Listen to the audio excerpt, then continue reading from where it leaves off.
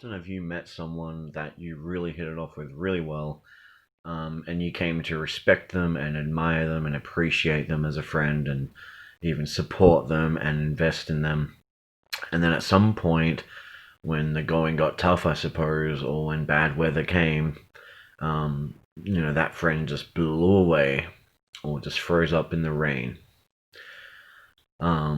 And it happens, it happens. You meet people and you form these connections, and sometimes it doesn't quite match up. And perspectives can be quite different in how each person is connecting to the other. So one person might be giving their all into something, whereas someone else has a completely different take on what's going on and totally different agenda. And like I said, when bad weather comes or whatever, you can usually tell. You can weed them out and separate the cream of the crop from the chaff, I suppose. And there's some good signs. There's some good things to look for in order to help you tell if your friends are all weather friends or if they're just fair weather friends and really more acquaintances when it's convenient enough to be involved in your life. But come bad weather, they're gone.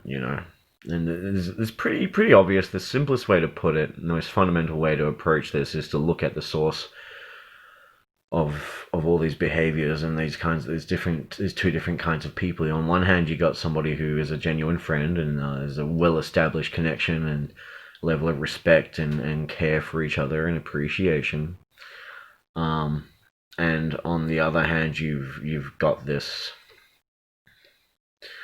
kind of superficial, maybe, or impulsive relationship, as opposed to something that's well constituted over time, a friendship that's developed, and you've come to learn each other and speak, find a middle ground with each other and communicate in such a way that you understand each other and you have that trust and you don't have so much doubt anymore. You can trust each other. You got that, and then you got people that are maybe more impulsively friends. You know what I mean? So it's more an impulse that they're around and they get something from you. Maybe it gratifies them in some way or it provides something for them that's impulsively rewarding. And when bad weather comes, then their impulses change from going flashing green lights that way to blinking red, because it's an impulsive emotional reaction, an emotional based place of coming from. When you're coming from fear, when you're coming from anxiety, when you're coming from I don't have enough or inadequacy. Okay, this is when you have people that start acting greedily, which comes from not having enough or a sense of poverty. Okay, or you have anxiety and you have people that are insecure. Okay, so they lock themselves up in fortresses away from everyone, pretty well secured. And these are the people when it's bad weather they'll lock up. Because they are coming from a place of fear, and fear isn't a strong place to come from. It's not even anywhere you can come from because you're just going to be tripping over and falling from fear into whatever it is you're falling into. When you're acting from it, whether it's darkness by yourself or the same old situation with someone else. Because, if you're just reacting by fear and you're only doing what's impulsively good for you, and then when something feels bad and scares you, you run away, that's not going to help anyone. Ever, especially if your perceptions aren't too accurate about what is perceived to be a threat or a danger or what makes you awkward. It might not be that much, and you're not running from everything and locking yourself away in a dungeon or in a giant bubble.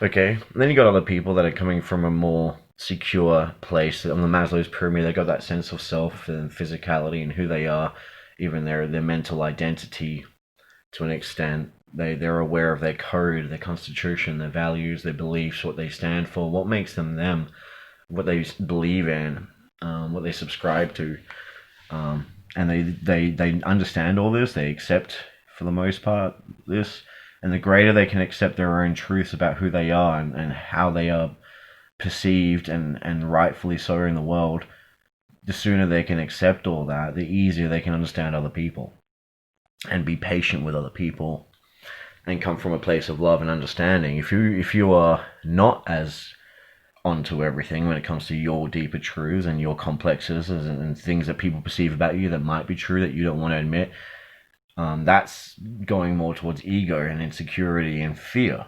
So you can't come from love and understanding. You can't go towards understanding from a place of love. You're going to be more resistant. If you're from a place of fear, you're not going to embrace something with love. You're going to resist it with fear. You're going to resist it, repel it. Instead of giving it open understanding and compassion and love and respect, you'll judge it, ridicule it, censor it, punish it, guilt trip it anytime someone says or does something that makes you unhappy. You know what I mean? If you're the impulsive friend in this case. Like, the impulsive friend, if shit hits the fan, they'll up and leave. Because they're just paper friends. They're just fair weather friends. When the weather's fine for them, they'll be there. And they'll get what they're getting from you until the cost-benefit analysis of what they're getting no longer really balances out. Or they got to put in some effort, which is just too much of the world to do for some people. And then they'll just be gone. Whereas even with the worst weather, when you find a good friend, like an all-weather friend, even in the worst weather, when shit has hit the fan, and you know they're angry, or you're angry with them, they're angry with you, they can still be seen, they can still be called out to, they can still be met with, all right, met with eye to eye and received with love, and even if there's a problem with you, and like I said, they're angry, they will still receive you. They won't just put up a wall and hide and leave you in the dark, you know, and that can be damaging when somebody takes an offense at something and then just shuts off and disconnects for a while and just marinates and basks in that. And often, like, there can be confirmation bias and limitations in accuracy in terms of what they actually perceived as being the thing that happened that caused them to shut off, you know. So they when you try to resolve things with these people, when they're finally ready to come out of their little castle to deal with you or whatever, or make a bother with you, it can be hard because they've already slayed the dragon and you didn't even know what the dragon looked like. It had nothing to do with you because it was something that they interpreted, and sometimes, depending on the person, interpretations can vary in accuracy to reality. So it's hard in general with these people that shut off and then come back, because they're consolidating a reality of events between you and them in a different level that you can't even sometimes relate to, and they're being impacted and damaged cumulatively, and there'll come a time when this might come up and you're just like dumbfounded, and you're seriously lacking in a clue of what to do to reverse it. And that can be painful, like I said, when you've invested a lot, and you learn in time that, you know, people have very different perspectives and different points of view in terms of how things are going on. So I think in your friendships, it's important to establish why you're friends. And it doesn't mean you got to get all mental and in your head about it, but just being aware of, like, okay, this person's good for my ego boost, which is good to have, you know, confidence and ego. It's healthy and important to have. So something that boosts you, makes you feel good and funny and charismatic, attractive, whatever.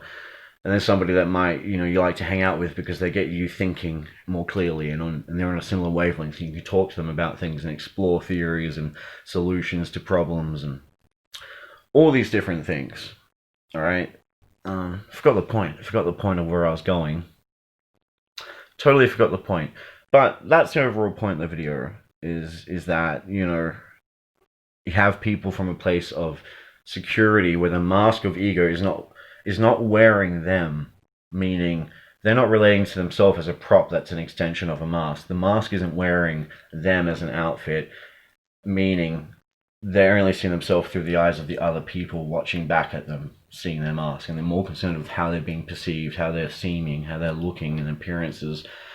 And these people always be on Instagram, Facebook, and very fashion aware, and some maybe issues with makeup and not leaving the house unless they're, you know, properly dressed.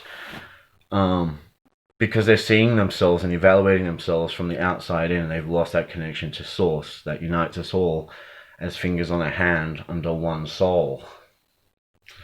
All right, under one soul.